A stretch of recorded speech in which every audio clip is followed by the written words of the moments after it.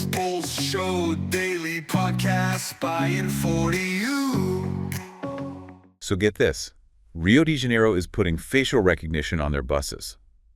Well, their public transit system. Right, public transit.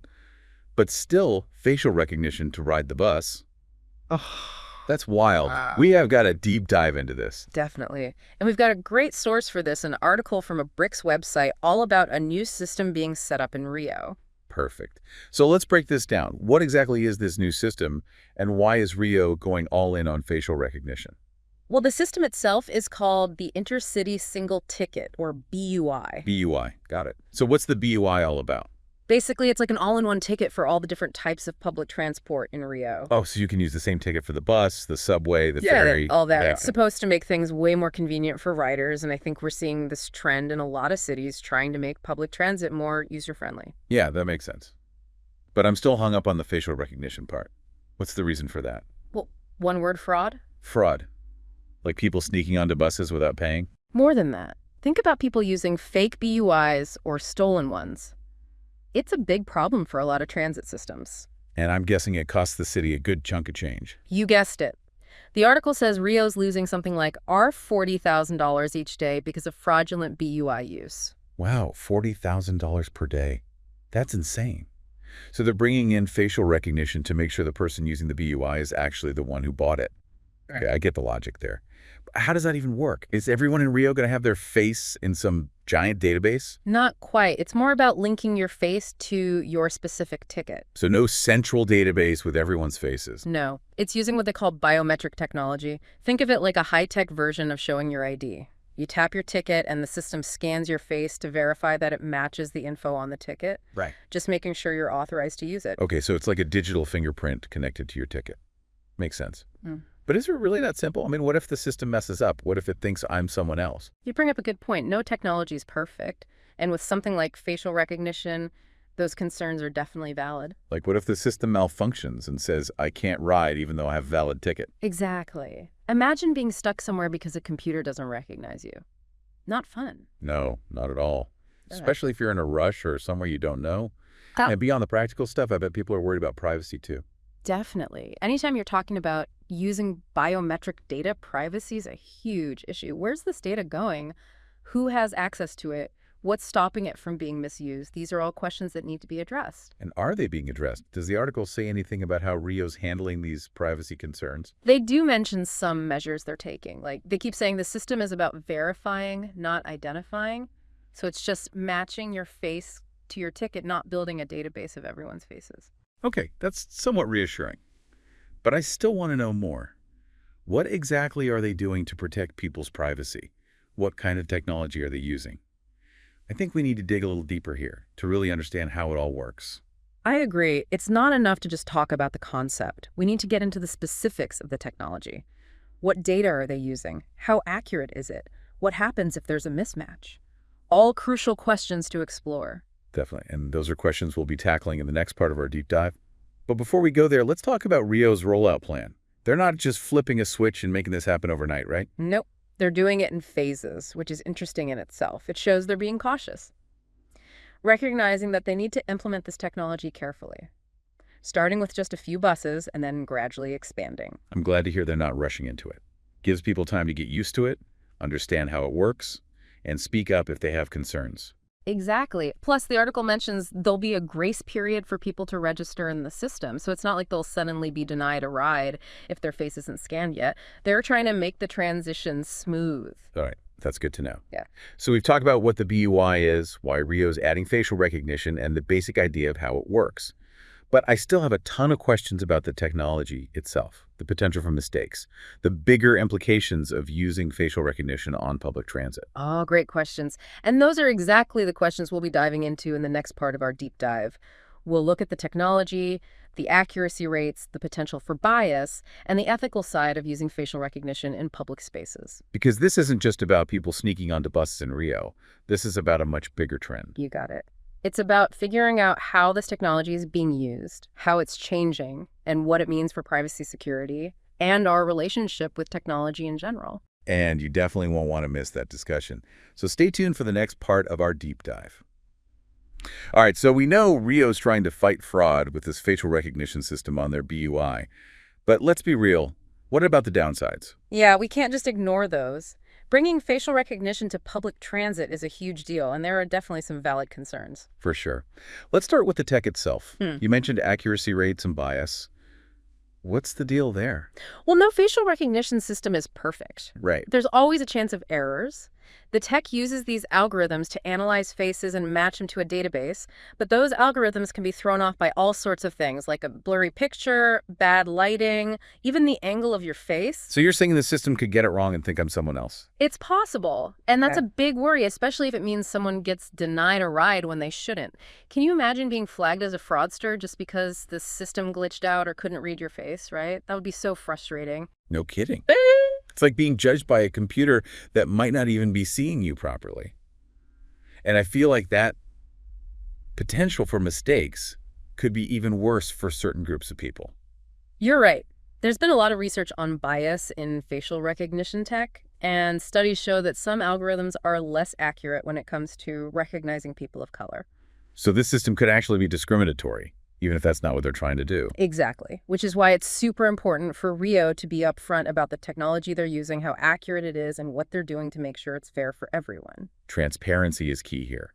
People need to know how the system works, what data it's collecting, and how that data is being used. Absolutely. And it's not just about the technology itself, it's also about the people involved. Mm-hmm. Who's watching the system? What happens if there's a mistake or someone disagrees with what it says? These are all things they need to think about.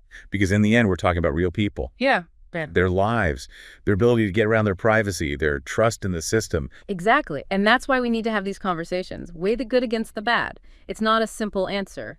It's about finding the right balance. Okay, so we've talked about errors and bias, but I want to go back to privacy for a sec. You said Rio's system is meant to verify, not identify. But I'm still not totally clear on what that means practically. It's a small but important difference. In a verification system, your face is basically like a key to unlock a service. Like in this case, riding the bus. It's checking if your face matches the info on your ticket.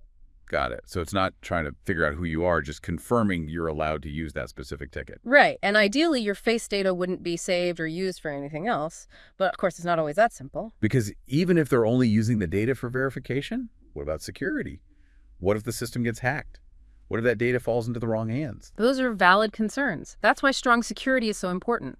Encryption access controls regular checks, all crucial for a responsible facial recognition system. And it's not just about protecting the data from hackers. It's about internal controls, too. Who can see this data within the transit authority? Are there rules about how they can use it? Exactly. And can people see their own data, fix any mistakes, or ask for their data to be deleted? These are all things they need to be open about. Transparency is so important. People need to know what's happening with their data and what rights they have. It's about building trust. For sure. And that trust is crucial for any technology that uses personal data. Without it, people won't want to use it no matter how convenient it is. Okay, so we've covered the technology, the potential for errors and bias, and the need for security and transparency. But I think there's another piece of this puzzle we haven't talked about yet, the bigger picture. Right. This isn't just about Rio's buses. It's about a much bigger trend of using facial recognition in public. And that brings up all sorts of questions about privacy surveillance and whether this tech could be misused. It feels like we're at a turning point. This technology is getting more powerful and more common. And we need to decide as a society how we want to use it, what limits we want to set, and what's most important to us. This is a conversation we need to have. And it's not just for tech people or politicians. It's for everyone. Because these decisions are going to shape the world we live in. Do we want a world where our faces are constantly being scanned and analyzed? Or a world where our privacy is protected? That's what's at stake. And it's up to us to decide which way we want to go. Honestly, I'm feeling a little overwhelmed by all of this. It's a lot to think about. Yeah. But I think it's so important that we are having this conversation, that we're digging into these issues and trying to understand what they mean. Me too. And even if we don't have all the answers right now, I think the most important thing is to be aware of the questions, to learn to get involved and to be part of the conversation. Because knowledge is power. The more we understand about this technology, the better prepared we'll be for the challenges and opportunities that come with it. And that brings us to another important point, the global context. What's happening in Rio isn't happening in a vacuum.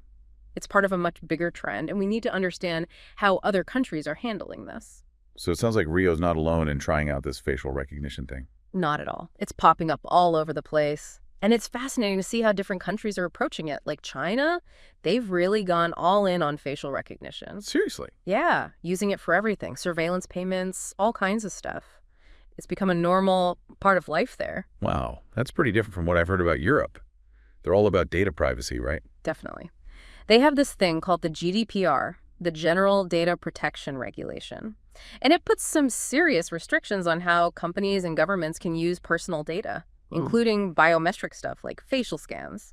It's definitely sparked some big debates about facial recognition, especially when it comes to law enforcement. It sounds like they're trying to find that sweet spot between security and protecting people's rights. Where does the U.S. fall in all of this? It's kind of all over the place in the U.S. You've got different laws in different states and then federal regulations on top of that. So it's a real mixed bag. Some cities have banned facial recognition completely, while others are using it for things like policing and border control. So basically, we're in this global experiment with facial recognition, each country trying to figure out what works best for them. Exactly. And it makes you wonder if there even is a right answer, or if it's always going to be this balancing act between the good things the tech can do and the potential risks. It's interesting. The article mentioned Leonardo Matias, the president of DetroRJ. He said something about using this tech to protect public funds and make sure the subsidies are going to the people who need them. It makes you think about the bigger picture here. Could facial recognition actually be used to solve social problems, not just catch fare evaders? That's a really interesting point. Could it help make sure resources are distributed fairly and efficiently? Something to think about for sure. Yeah. Could it be used for things like disaster relief, identifying vulnerable people, or even preventing identity theft? But of course, we'd have to weigh those benefits against the potential risks to privacy and individual freedom. Absolutely. That's why it's so important to have these conversations, to really grapple with the ethical side of this technology, and to demand transparency and accountability from the people who are developing and using it. So what about our listeners? What can they do if they're thinking, okay, this facial recognition stuff is fascinating and kind of freaky, but what can I actually do about it? What advice would you give? First and foremost, stay informed. Read about the technology, learn how it works, and pay attention to the conversations happening around it. The more you know, the better equipped you'll be to make informed decisions. Don't just accept things at face value, right? Question things, dig a little deeper, and form your own opinion. Exactly. And don't be shy about sharing that opinion. Talk to your friends and family, write to your elected officials, support organizations that are fighting for responsible use of this technology. Make your voice heard. Because this isn't just some abstract tech issue. It's about our future, our privacy, and the kind of world we want to live in. It's about taking control of our digital identities and making sure that technology serves us, not the other way around. Well said. So as we wrap up this deep dive into facial recognition, I'm left with this feeling of cautious optimism. It's a powerful tool that could be used for good or bad. It all comes down to the choices we make. And those choices are ultimately up to all of us. A huge thank you to you for joining us on this journey. We hope you learned something new and maybe even had some of your own thoughts provoked. Remember, the conversation doesn't end here. Keep exploring, keep questioning, and keep those deep dives going. We'll see you next time.